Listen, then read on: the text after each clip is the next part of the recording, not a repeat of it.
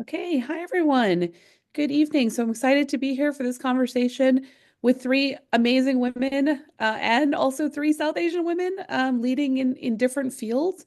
So we just wanted to have a conversation about what that representation means, what that leadership means, what those fields look like. To talk about presence, visibility, and the work that we're doing. So let me start by asking our lovely guests to introduce themselves and say a little bit about the work that they're doing. So, Rachel, can we start with you? Hi, how are you, everybody? Good. Great. This is Rachna Khanna. I am obviously living here for a long time. I have an immigration firm in Manchester, Connecticut, and I'm also the president of the South Asian Bar Association of Connecticut for the upcoming year. I've had the privilege of being involved in several community service organizations in the South Asian community over the last 3 decades. Yeah, I had a good plastic surgeon. I've been working for 3 years in the community. Married to a physician. I have 3 daughters who are also in medicine. I chose the field of law. Why? I felt there was a big void in the South Asian engineers, politicians, lots of them now, like Sujata. But the representation in the legal field for South Asian women specifically was very limited. So I went back to school quite recently. I started my firm in COVID 4.5 years ago. And this is my fourth career. And I'm super excited to be here in this panel and very honored to be with all these esteemed women. Great. Thank you so much. Jaya? Hello, everyone. I'm Jaya Daptardar. I'm Ayurvedic doctor. I'm also licensed esthetician and chief compliance officer of a healthcare company. I'm a writer of books and I'm associate professor for Ayurvedic University as well. I'm past president of Gopio, Connecticut. I got received several awards for my voluntary work, for my work in healthcare, and a lot of other things. Um, I am in a different field, Ayurvedic doctor and leading healthcare company. So that's a unique combination. Married to IT professionals, so learn some IT, and that's a part of now healthcare system, which helps. And my daughter is also in healthcare, so it's kind of a unit at home. Um, and For me, why I chose this profession, there is a background. My grandma's father, he was a physician at it's called royal physician. So physician at the kings and queens at that time. It was a old history. And from there, I think it came into or passed on to me, but because all my other siblings, my father, everybody in our family, they're attorneys. So this is only Oh, unique combination. My grandfather, my father, my uncle, my cousin, my sister, everybody's attorney in the house. So I feel something special, but those ethics in the family that also came into me, and working in this healthcare field, it is very important. Thank you so much. And I'm going to come back to the family story because I'm going to ask us all if there's a family connection and what that sort of meant for our leadership. Anu? Hello. So nice to be here with the other ladies out here. So excited to hear, what the conversation is going to go. My name is Anu. I've been in IT for more than 20 years. Currently, I'm a director of cybersecurity at United Airlines. As the industry keeps changing, there's tons happening in the cybersecurity world. So things pretty much adapting to that every day is part of my job. I love it. On the other hand, I also run Code Ninjas, which is a computer science program teaching younger kids. Like we start at kindergarten and we go all up until high school, and also provide job opportunities for our local high school and college children to kind of come in, work there, get their first job experience, and we coach and mentor them as well to go into the outside world. I love that. I have a passion to teach the kids. I've always wanted to make an impact on the next generation. That's always been my thing to, how do I pass it on? How do I pass on, the skills of STEM? Being a woman in STEM is a difficult, place to be in.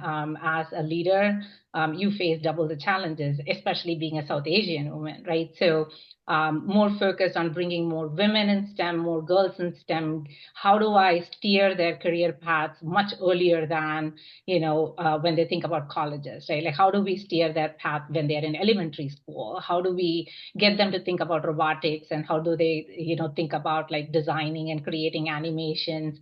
So that's always been my passion. So when I wanted to take a leap of faith and start my business about 6 years ago. I cannot believe it's almost going to be the seventh summer that we'll be running in Trumbull. It's been an amazing experience. The amount of parents who've come and told us how we have changed their kids' lives and helped them always has been a big part of what I wanted to do. The other piece of the puzzle is also that I always wanted to cater to neurodivergent kids. That's been one of my passion as well. I've seen my friends' kids struggle through in the normal school system, trying to figure out how to fit in. How do we kind of, think about their future? So that has been another, project of mine. So coding has been a huge, let way for those kids, and we have had several kids who graduated the program and are pursuing computer science in college, which is amazing. Other than that, I also teach music to children. I am a professional musician. I enjoy, again, anything to do with kids, I'm in there. So I teach kids music on Sundays. So Diksha used to learn from me when she was a little girl as well. So a lot of local kids in the community, again, have taught music. Work, a lot of philanthropic work with Sacred Heart, work with Hall Neighborhood, work with Bridgeford communities, Discovery Museum, all related to kids, trying to really get them to, help them see what's out there in the world with respect to careers and prospects and how they can really shape their future. That's about it. Wonderful. That's wonderful. Thank you. And yes, and you've been so influential. I've known about it for years, and have always had this interest in, how are you building this field, especially for all women, but now you're creating a real pathway there too, and then modeling also for South Asian women. So for my own background to share, now I'm in the state Senate and has gotten involved in politics in the last couple of years, and have been an educator. So as faculty member at Quinnipiac University, I teach constitutional law and human rights law, and I'm a comparative law. So I look at both the U.S. Constitution and the Indian Constitution. And I think that what's interesting, is I wonder how much of my upbringing and that sort of cultural background influences the work that I do there too, because I bring a kind of unique perspective to the work in politics. And I've always been drawn to, in India, for example, the political figure I admire most is Dr. B.R. Ambedkar, and I'm writing a book about him actually. And then in the U.S., his teacher, John Dewey, and who's written about education and participatory democracy and how the two are linked. And it's interesting that has been like those have been two big influences on me. And then, part of what led me to politics in the first place was a politics of community and participatory engagement. And it's interesting being there because I'm the first, South Asian woman in the Senate and the first Indian senator in Connecticut ever. And when I see it on the faces of students that I see who are one South Asian, but also from other minority groups, it's amazing to me. Like I can see what it means by looking at their face when they say, "Oh, it's such a pleasure to meet you and to hear your story and to see that you're here," because that tells you then we still have work to do to create parity in that sense. And so that really feels good because it is a different story, you know, and it took me longer because it was hard for people to say my name. And so it took a while for people to, you know, to figure that out. Now I think it's great that, you know, everyone knows it and they can identify it. So something that becomes initially, you know, very difficult becomes like a unique identifier. And you know, and that's important too for me because I want to be able to retell to what it means to be, you know, the child of an immigrant. And I wear the American flag all the time because I was born on the 4th of July in Queens, to immigrant parents. You know, and what's important about that is that those family histories become part of American tapestry, and that is the United States, right? And so that richness of bringing all those that cultural diversity together is what has built, it has always been the foundation of the United States. And I think it's important as we're thinking about narratives there to think about that. Um, so wonderful. So maybe we could start by, if you want to say a little bit more, Rachna, maybe start with like your work now, particularly we're talking about a connection to immigrant stories. You're doing a lot of work in immigration law. You know, what does that look like today? Yeah, so you I started out with, I wasn't sure what I wanted to do. You start your own firm as a single woman in the middle of COVID, and you're like, I'll see whatever business I get. And again, it was because I connected with all immigrants, not just South Asians. So I get people from Ghana, from Africa, from Nigeria, from all the African countries, from the Middle East. So I get people from Europe, Eastern Europe, and it's just being an immigrant yourself. That's the first connection, because these people who've come from all these countries like having a lawyer who kind of understands journey, because I've been through that journey. I think being a woman, they find that second connection because innately they think women are just more honest. I hear that across the board. Why did you choose me? Because we just think, women just are more honest. If you can't do something, you'll just tell. So it's just they feel we have more candor. It's just how people perceive. Obviously, the South Asians have the reputation of being extremely bright generally. So they are like, oh, in my country, the smartest people are South Asians. So all these perceptions that come with being South Asian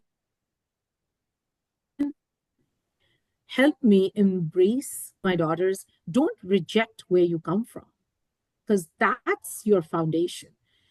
Embrace it and see the positives in it and use those positives. So I started out with wanting to be just any lawyer. Immigration, that fell into my lap because that was the need. And today, even though I'm a community lawyer, I do probate, I do wills. I sometimes even end up with small criminal cases. Please don't tell anybody I do it. It's going on the internet, so now I'll get them. I sometimes, and people will come to you, and a lawyer in India is just a lawyer.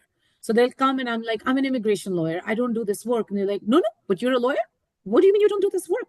So there's a community thing where you end up being a community lawyer, but immigration is my bread and butter. And what better time to be an immigration lawyer than today in 2025, when this field is so dynamic.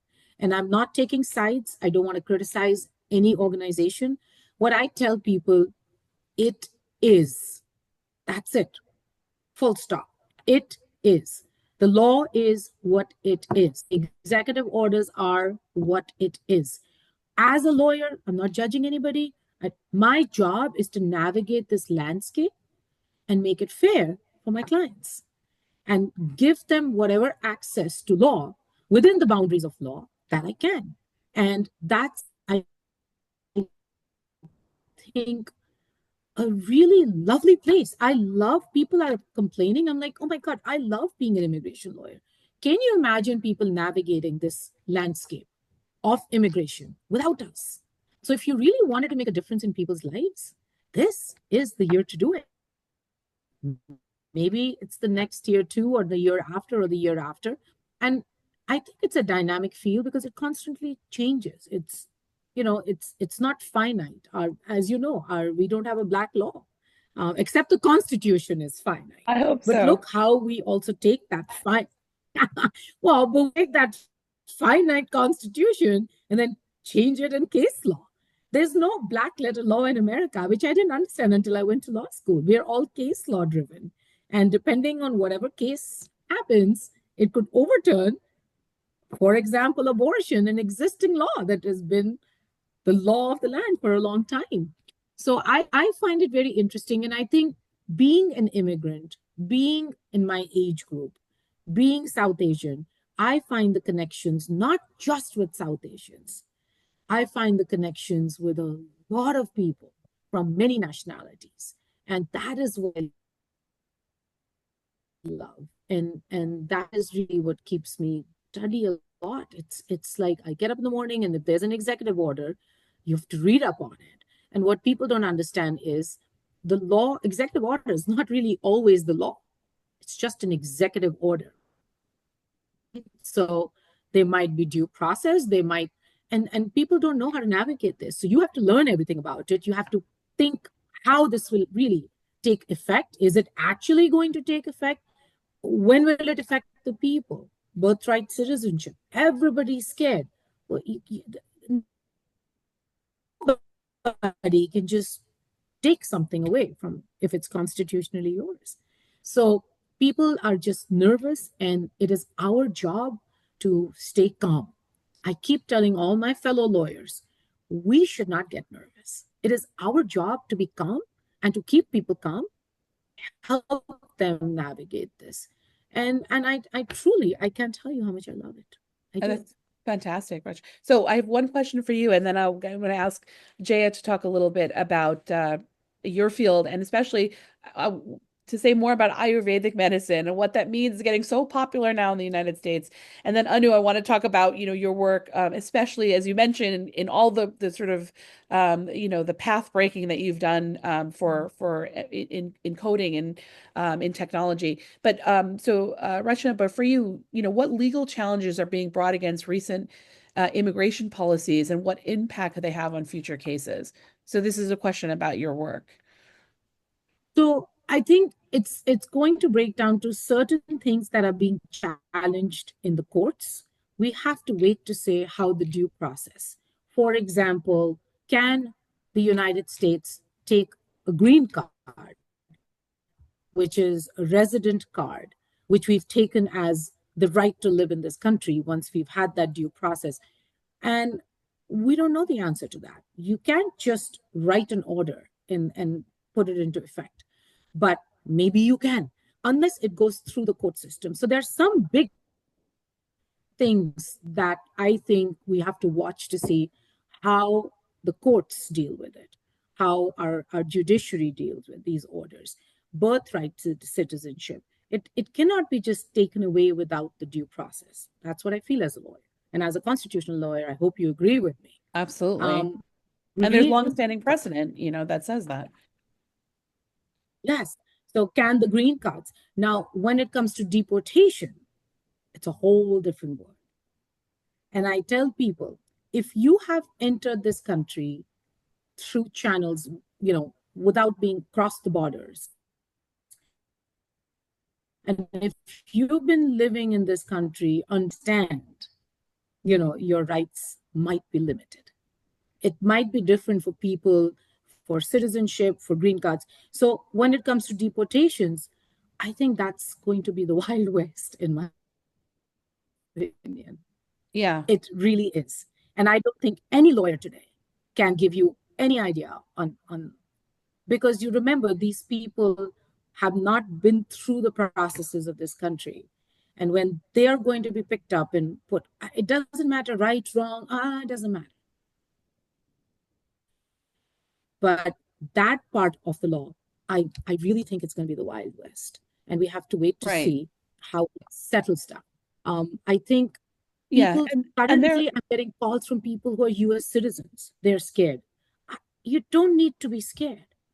So there's all this conversation, all this media, all the posting by a lot of lawyers about, and then when I reach out to those lawyers, I'm like, this thing you're putting on social media, was this your client? did this really happen to you? And if it did, please tell me exactly what happened. 9 out of 10 tell me it's hearsay. So we as lawyers have an obligation not to feed into the frenzy. We need to be factual. We need to make sure we tell people the facts, and the fear that citizens are going to be losing their citizenships and thrown out. Um, I think there's so much fear now in people who are legally here, have lived here. I think we need, as lawyers, have an obligation to calm people Yeah, no, and that's a be good there point, for but them and explain to.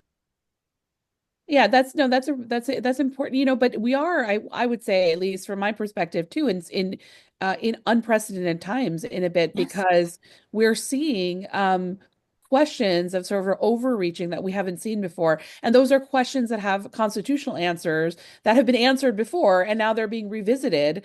And so like with birthright citizenship, that's already been answered. It's almost like asked and answered several times. But now we're revisiting it again. And that, I think, is what causes the uncertainty. I think very legitimately people are worried because it feels like it's terrain that has not been crossed before.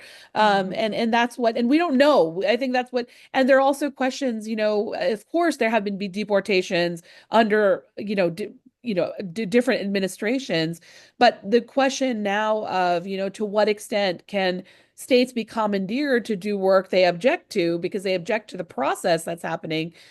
So when it comes to judicial warrant, for example, those things I think are still unanswered because states have some ability to dictate the processes and procedures in their state, that then justify allowing somebody entry, for example, into a building, and yet the federal government has jurisdiction over immigration. So when those two lines cross, and I don't think that question has come up because there was much more cooperation in the past under any different administration, and now you're finding this tension because the process has changed. So I do think people are rightfully fearful of what's happening because there's so many sort of claims that are being raised, at least, that are challenging what we thought was long-standing precedent. And so I think but I think you're absolutely right. We have to, as a lawyer, what tools are available under the laws exist, because that's all we have to use, right? And how can that be most helpful? And we can do a little more. I should say, as sort of public officials, just to sound the alarm, to say, let's be a little careful. I think we need Yeah, to give more education to public. I think everything they're getting is from social media, and that's not. yeah, I think there needs to be some balance of education given by the correct media sources, the correct organizations, the correct leadership, including politicians. Because people will come to me and say, "Did this happen?" I'm like, "Where did you read this? In WhatsApp?" Like, since when did WhatsApp become the news media of the world? oh yeah, yeah, right. So it's the new CNN, Fox, NBC combined in one, and and and then again, my big fear right now is with artificial intelligence. You really don't even know the images, the articles that you see. So that's where we lawyers need to be, I think, smarter and collectively give out the right information to people. Or somewhere the right information needs to get to people because they're getting it from all, all the wrong sources. I Yeah. think that's where we are failing the nation in giving them the tools and the right information. I Well, try to post every week stuff from AILA because I trust that website. They do the due diligence. And I try to repost it, take articles from them and repost it on social media. I don't try to post like, oh, this, scary stuff, because there's no point. There's no point. Individually, if somebody has something, they can go to a lawyer and the lawyer can help them navigate it. But causing fear and chaos in the mind of general public, um, and I think some, as I the think at courts are this looking point is into not, the this time is not. yeah sorry, Rich, as the courts are looking into I'm some of sorry. as the courts are looking into some of the interpretations, I think that will give finality as well because that's important. Right. Because some of those executive orders themselves are not, I mean, those are real, and so those have already come out. And then Right. those orders themselves are being challenged. So I think when there's some sort of actual context for that and a final decision on, what is the constitutional scope of that claim, that will also give people an understanding. But yeah, it's definitely a time for the I field to be very active. I think today I can say, and there's two of us here, the two most important lawyers today in our country are constitutional lawyers and immigration lawyers. Yeah, And we need to walk hand in hand because absolutely. everything is going to boil down to a fight, whether it is constitutional or not. So you guys are going to be the backbone of what is going to become our tools on how. So all the fights are going to happen in your court with your Exactly. arguments. And then we need to be able to interpret and give it to To the our client. public on, Absolutely. okay, so this is on what happened. Great. Yeah, thank you, Rachna. So And we could I talk all think day on we are in law. We'll move on to health now, and then we'll go to technology. So Jay, you want to say a little bit about your work and maybe some of the you about particularly the work. I mean, you did a great talk at Quinnipiac on Ayurvedic medicine, and it's becoming so popular in the United States, and everyone sort of links that already, with South Asia in particular, right? And so if you want to talk a little bit about your work and maybe how your own background brought you to that field and what it means to be doing that work in the United States, around Ayurvedic. Yeah. Right. So I practiced actually Ayurvedic medicine in India because here it's not licensed. So I educate people. So it's a different thing.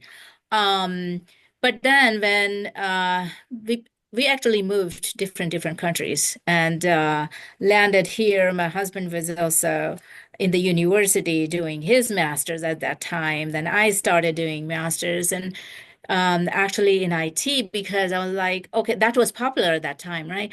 So I'm like, okay, otherwise I had a choice to go to med school again here. And I did not want to do that. So then after that, halfway, I'm like, well, I can do this, but my background is healthcare. I have to do something in healthcare. Then I found this master's in healthcare administration and all that. So then I got admission to this program. So I started this program, but in between, I also got a job in healthcare. It was a federally qualified health center in Stanford. And by doing that, and I was also in school. So I did that, and I'm an executive, healthcare executive. I work as a chief compliance officer now and a chief performance and strategy officer for Bridges Healthcare. So Bridges Healthcare serve more a mental health population, and that's a challenge itself. Um, so uh, I learned Ayurveda in India, which is the definition of Ayurveda is Ayu, that means life, and Veda, that means science. It came from Vedas. And it's more just not body, but body, mind, and soul. How to keep in harmoniously balanced condition. And the practice here and everywhere now, it's more like concentrate into the body, you know, and the mind separately. So you have your primary care doctor, but for the mind, you have your psychiatrist, right? And actually, it's better now that they talk together. Um, but that coordination depends upon your insurance company. So everything depends upon your coverage, insurance coverage. So people, like you said, now people are recognizing more Ayurveda. Yes, because when I came into United States as a student, like 20, more than I think 25 years ago, that time people just knew yoga. And when they talk about yoga, they were thinking it's more religious and it's not about the exercise. Or so after so many years now, people understood that it's not religious, but it is more of a exercise practice of the yoga postures, but also it is for your balancing your body, mind, and soul. And then And slowly they understood what Ayurveda is. It's more about the lifestyle management and how to keep yourself balanced condition, find out imbalances in your body and how to balance them naturally and not with the chemicals, and how to um, keep you healthy with diet and nutrition, not just vitamins and minerals. So people are now recognizing, they're reading when the clients, they come to me for counseling, because like I said, I don't do, it's not a medical practice, so it's more education, and they want to learn. And when they come to me, they read either my book. I wrote total 3 books in Ayurveda and 1 book in my native language. So they read about it and then they start asking questions. What does it mean? What does it means for 5 elements in the nature, and how to balance those in your body, and what are those elements, and all these questions they ask. What are the therapies you offer? And these are simple therapies, energy therapy, like pressure point therapy. Those are simple therapies, but they're very helpful in mental health. well, and Just do the you think simple anxiety and depression. Yes. do you think that Western medicine has sort of picked up these techniques and these alternative remedies now, certainly much more than before, but do you think it's incorporated enough? I noticed that, so for all of us, maybe growing up, I always used to have to drink milk with turmeric that my mom would give me anytime I had an upset stomach. So I think we all drank some kind of turmeric milk or water, some formula where it was heated, and I did not enjoy that at all. But I notice now people will buy the turmeric pills at quite a significant cost, and so they're learning that those were already alternative remedies for, treating, like it was basically an antiseptic, and that's why people were taking. So, do you think Western medicine is incorporating those very ancient remedies that we probably, a lot of us anyway, in maybe in Asia altogether, but particularly in South Asia, have been just a cultural norm for us? And this is where I wonder if that attracted you to this field, and where do you see that, intersecting with Western medicine today? Yeah, so now people are realizing the value of it through more yoga practices, yoga teachers, and they are learning the Ayurveda because they're sister sciences. And through that, this integration is coming through. So most of the times, we have conferences, integrated medicine conferences, where people from modern medicine and people from ancient medicine, and they talk together. The only difference between this is there was no funding in India, and there is no funding in the United States to do the research on it. So there is not a lot of research done. Whatever the research is done, it's like a very personal level in like a small setting. So those research papers are available, but they're not many. Harvard University had a grant, and they did some of the research in yoga and a little bit in Ayurveda, yoga for mental health. And they used to have the conferences too, Ayurvedic conferences, for a few years until they had funding, and then it's gone. So they're not doing anymore. But yes, the integration is happening now. Like I said, we're not licensed here. So, but through education, when the client comes to us, we say clients, not patients. So we actually teach them what needs to be done, just the simple things about breathing exercises or this type of yoga or this thing, that thing, and then they go to their doctor and they talk about it. And then that's where the integration happens. And like, okay, is it okay for my doctor to talk to you? Like, okay, that's fine. And then we talk and like, okay, and then after a while, they feel like, okay, this lifestyle, just the lifestyle, man, a lot of, lot of diseases are lifestyle related. It's called lifestyle diseases like diabetes and blood pressure and heart disease. Those are lifestyle diseases, right? And most of the times, okay, the medicine is there, but you still have to follow your lifestyle, the management of your lifestyle, your diet and nutrition, the restrictions you have to, right? So after a while, they say that, oh, my doctor reduced my dose now. See, that is, so I always say that even though it is not a science of, there is not a lot of experiment, right? So it is a science of experience. So when you experience these simple things, you follow, and when you have that experience, then you feel like, oh, okay, now I'm getting better. So I have to follow my routine. Those are the simple things, actually, to follow the routine. And I always say just to change the mindset and train your brain, basically discipline your body and mind. That's the wellness.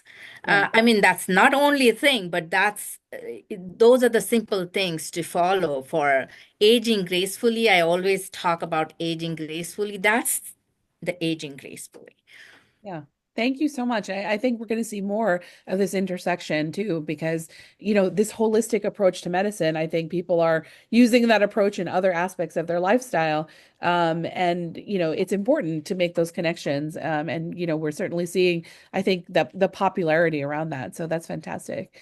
Okay. So Anu, here's a question for you. You've really been a pioneer now in another field. I love that we have all these fields that are related to our background and then related to women in particular, and particularly for you, because you already have a field where women have been challenged, I think, and that is also changing, which Yeah. is remarkable. So if you can talk, so this question then for you, what unique challenges and opportunities do you think women face, particularly in the fields that you're working in?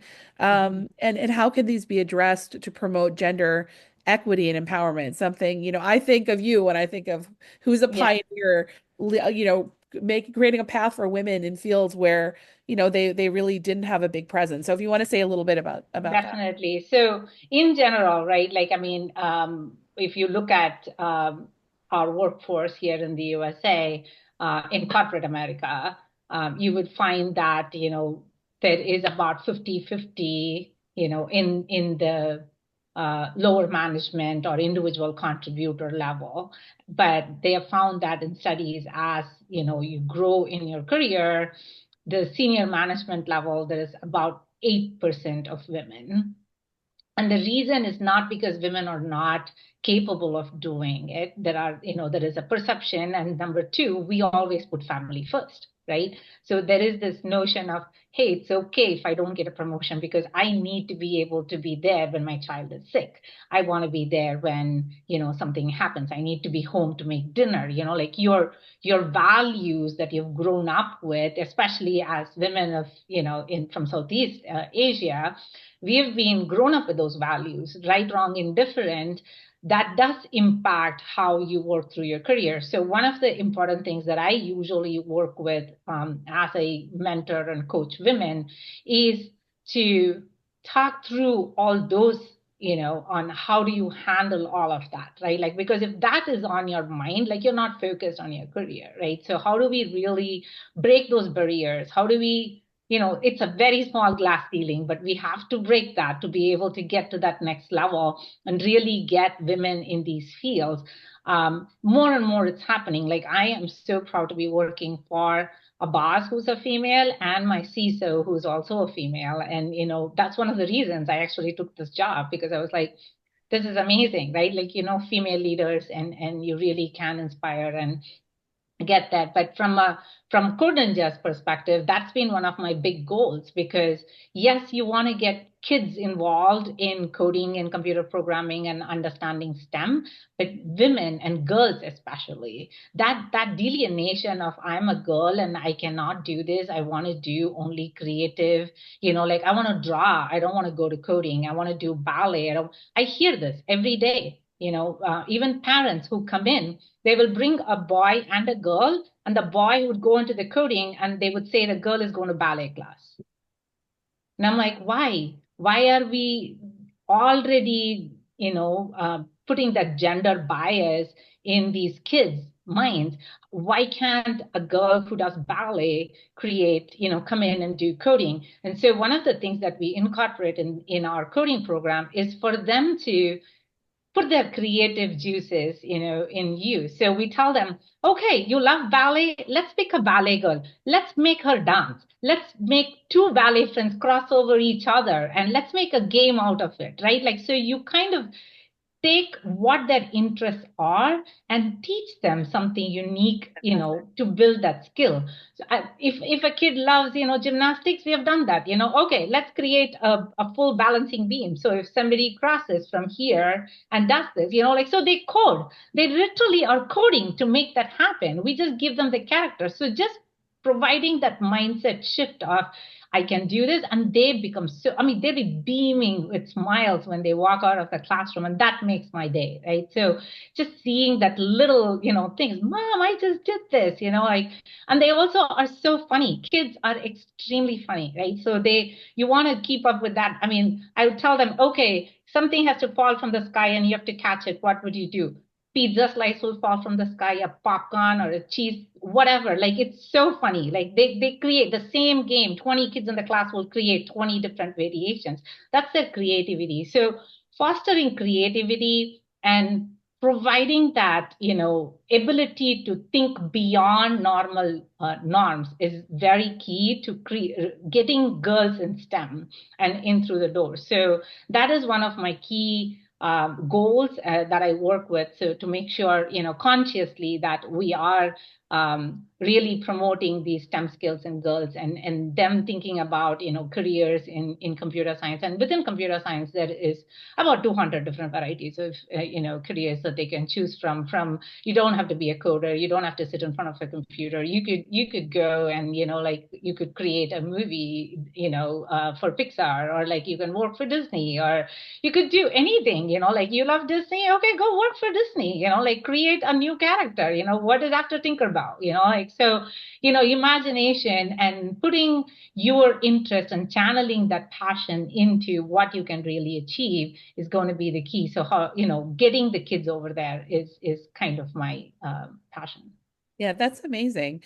I can see why you already attract so many kids there, because you're starting from where they are and meeting them where they are. So what have you seen over the past since you started, particularly for young women? Have you seen a shift in young? It is actually an interesting, I keep track of what is the percentage of boys versus girls in my classrooms over the years.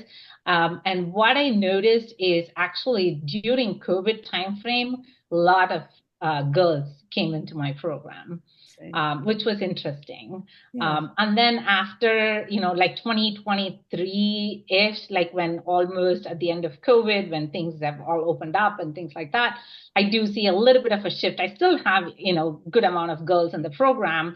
But I think it is about 70-30 still. I would love to get it to 50-50, but we were 60-40 at one point, 60% boys, 40% girls. But we are now about like 70-30, and I'm still working to kind of, improve those numbers. I think it is more educating the parents as well. We unknowingly create that bias, right? Like, so educating the parents on the bias is going to be the key as well. So I try to do that as much as I can. I think it's the especially parents of like, 7, 8, 9-year-olds. Sujata, you have, girl. Yep. And, as you think about, like what we are getting them to do, why can't we as parents, like push them in a different way? Why should they be only doing certain sports and certain activities and certain things? Like, why can't we get a child who can, do something that nobody else has ever done, or play a sport that is not quite a woman centric sport. Pick something that they could do, and as parents support them in their dreams, right? Like, even if they don't win it, even if they don't get far, but you've provided the opportunity for them to try something new. So that's the part that I struggle with, and if there is one message that I want to give, through this, is as parents, we have an obligation to our children, to expose them, to let them explore, to let them be curious, and we should allow that to the level possible. That's fantastic. Wow. So just three amazing women, leading in so many different ways in these different fields. And one of the things maybe we can touch on that Rachna and Jaya, you both mentioned in particular, Rachna, you're the president now of the South Asian Bar Association, and Jaya, you were past president of GOPIO, which is the Global Organization of Persons of Indian Origin. And so to what extent is it important to be a part of these kind of networking societies where you are taking your role and your leadership in a field and connecting with others who also may not have been as visible in the field? And to what extent has that allowed you to create new pathways or new connections? And I know I don't know if there's an association that you connect with, in terms of like an engineering association or coding association that, and to what extent are those associations important? So maybe if you want to talk a little bit about your involvement, and Rachna, maybe we'll start with you about, leading the South Asian Bar Association. Like, why do we have a South Asian Bar Association? What does it mean that we have these bar associations? They're opportunities for gathering, for empowerment. But why don't you say a little bit, like, what does it mean to be creating those kinds of networking spaces for others in the field? And what are your thoughts on that? So before I talk, can I ask another question before I talk about this? Because I'm really curious about this question. So Yeah. lawyers are not for our IT training. We did not learn that in law school. So this might be a dumb question, but I keep reading about this and I'm curious because I'm only comfortable asking another woman this, even though it's going to be on the internet. I keep reading about AI is going to take over coding and there will be no code jobs for anybody.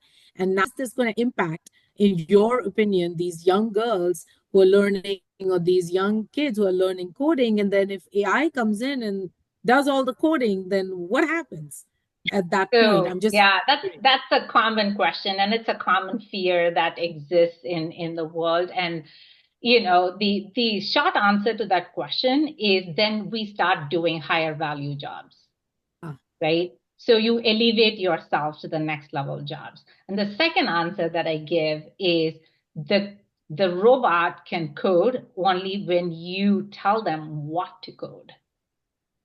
Right? You need to, even in a chat GPT, for the chat GPT to give you answers, you need to ask the question as a human, right?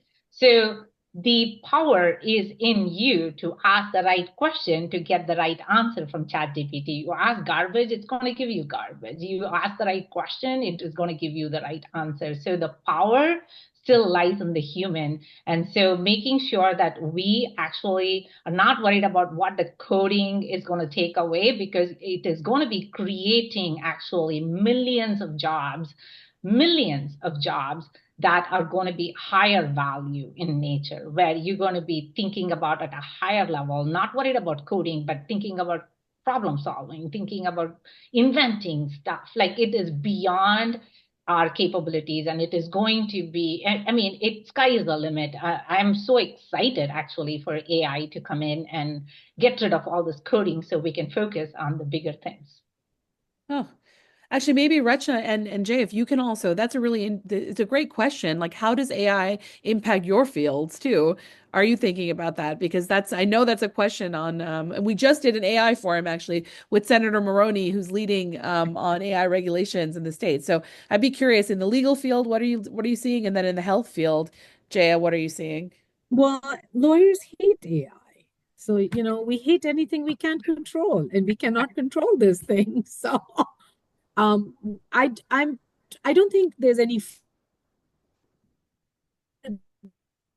that lawyers are going to lose their job. It's a tool, and we can learn to use this tool, but that tool will never become us. We always will be needed for negotiating. We'll always be needed for arguments. And there is when someone come see an immigration lawyer, I give them the option of Zoom, and they're still talking to me, but they all want to come see me in person. Are they going to want to talk to a robot or a computer? No. But can I use that computer to do research for me that might save me time? And I can spend more time on the interpersonal relationship. Yeah, and absolutely. talking to people, because all my scut work, all my secretary work, and all my research, and if I can trust the research, oh my goodness, this is a very wonderfully powerful tool. If there is an AI for lawyers which we can trust, because it's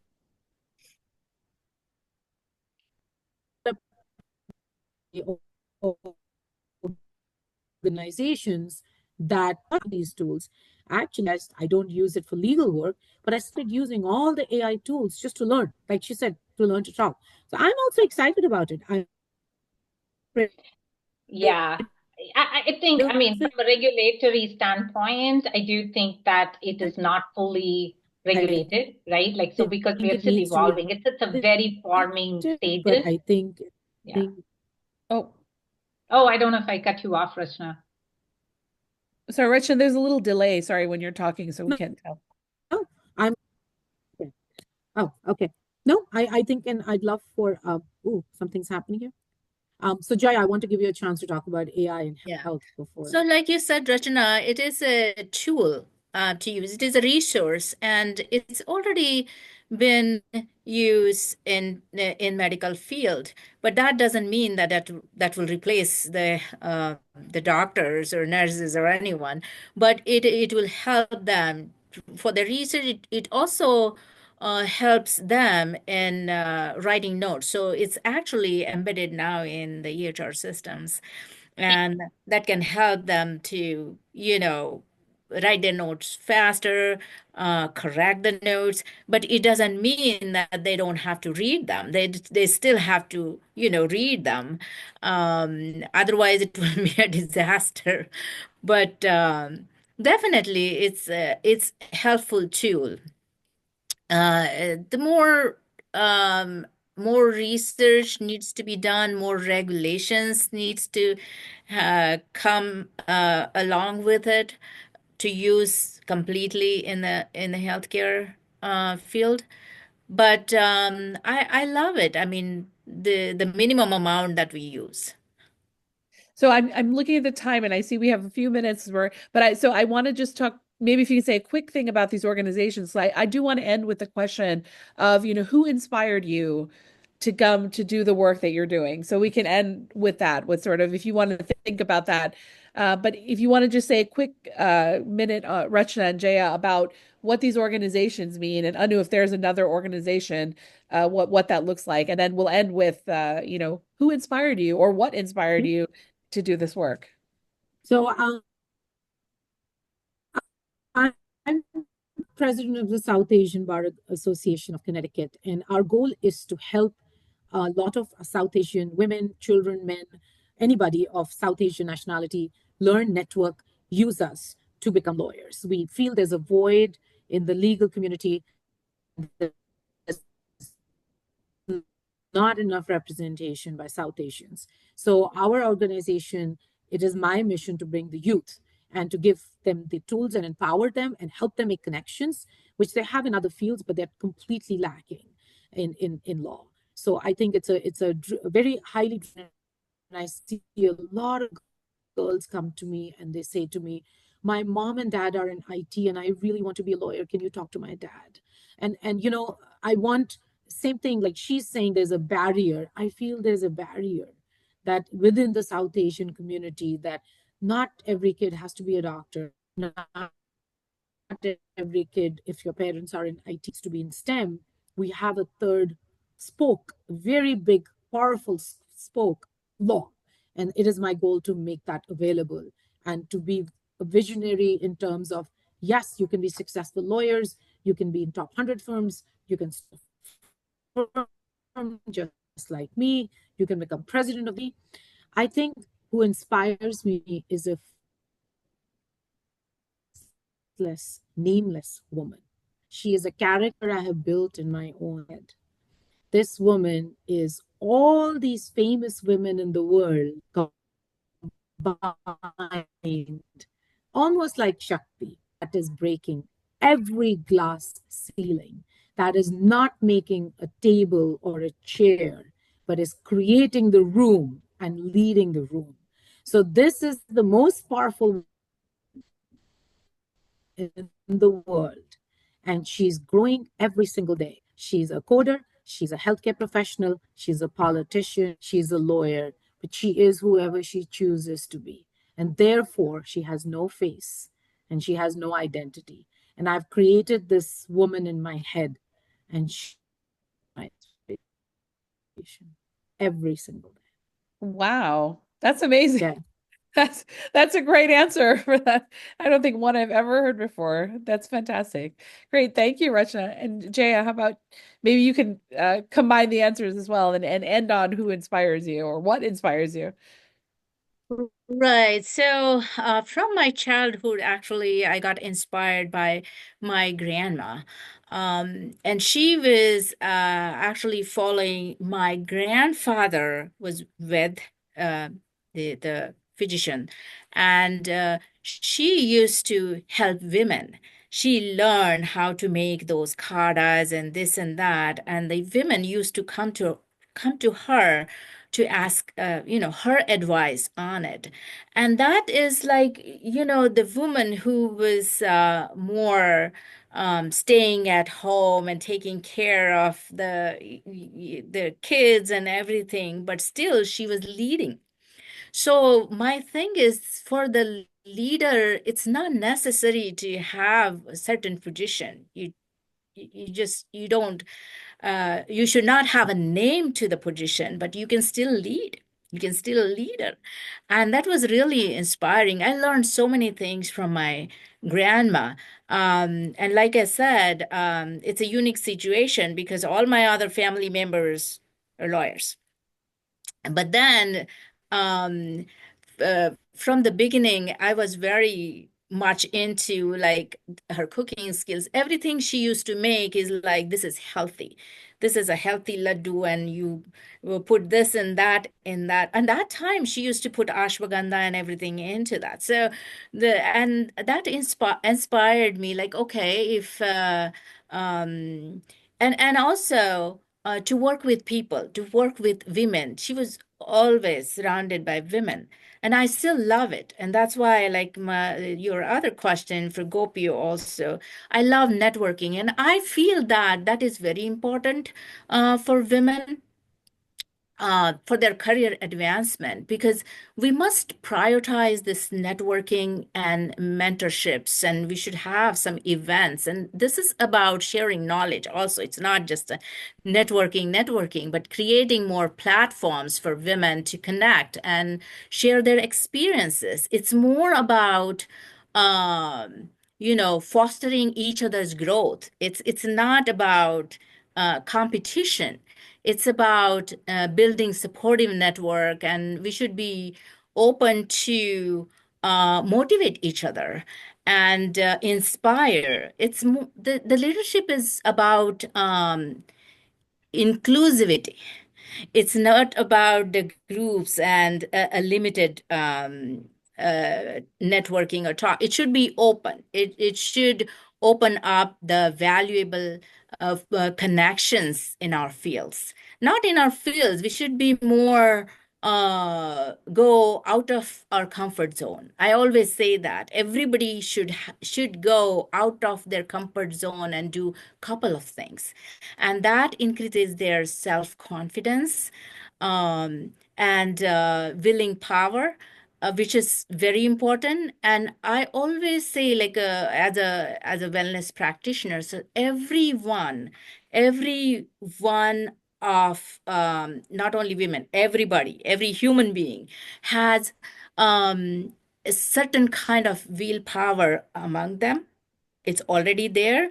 It's up to us how to harness it, and how to nurture it, and how to make that more powerful. Love So it. I just want to say one thing that I think Anu covered a little bit about the South Asian culture when she was covering gender equality. I just want to say one thing. So this journey towards this gender equality must commence within our own homes, where we can instill the values and mindsets that challenges the biases and uplift one another. So it should start from everybody's house, through the education and support, and we can inspire this change and create a more equitable future for the new generation. Fantastic. Great. Thank you so much, Jay. That was great. And Anu, you want to, I don't know if you have the Yeah, essence sure. ready. So yeah, I'm And part then of several networks. Primarily, I have women in cybersecurity. I'm part of a couple of philanthropic organizations. Definitely STEM.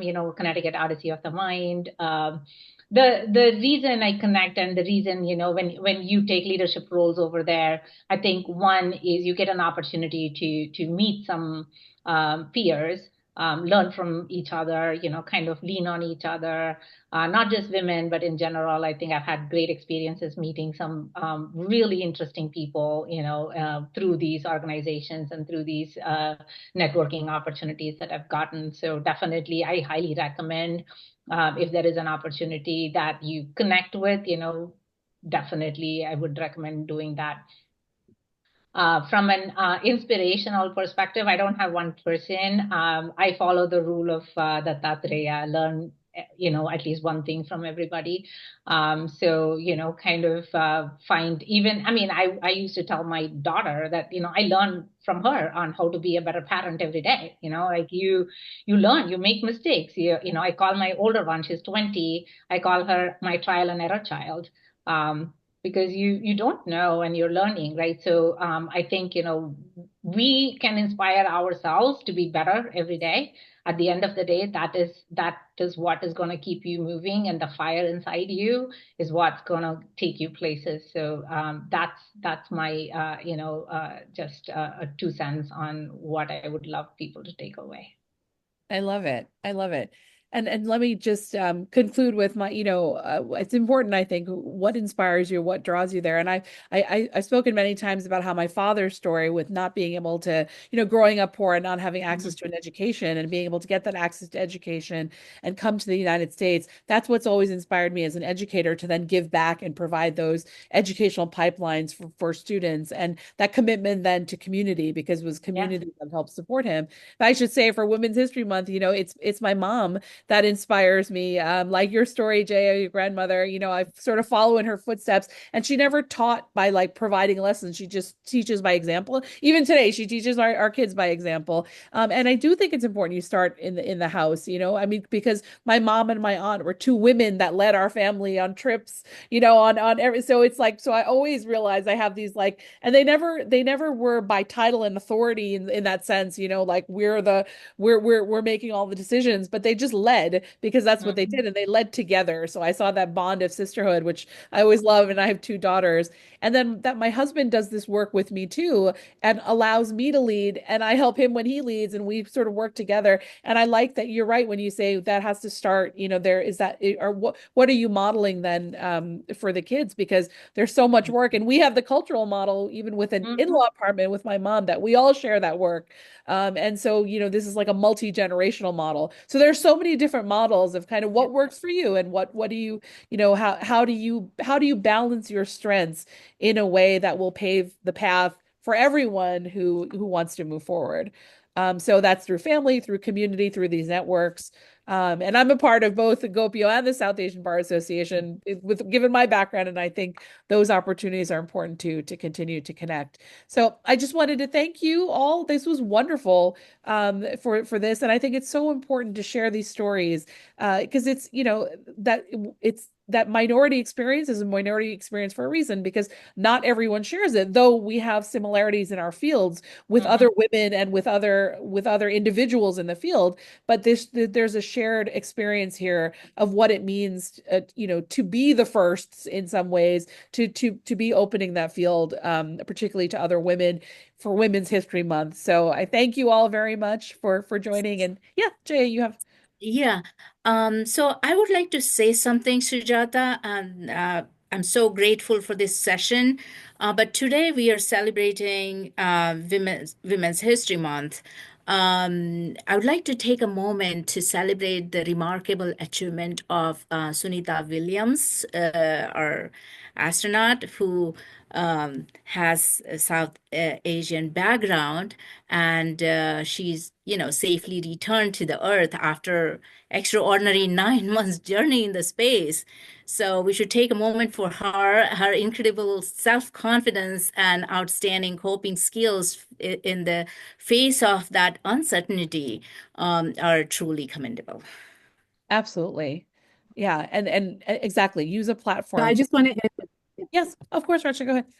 one quick thing. I do want to end this session and say that thank you for this forum, but Sujata, you are an inspiration to a lot of us South Asian women because it is leadership where you are right now, not yours, that gives us a voice.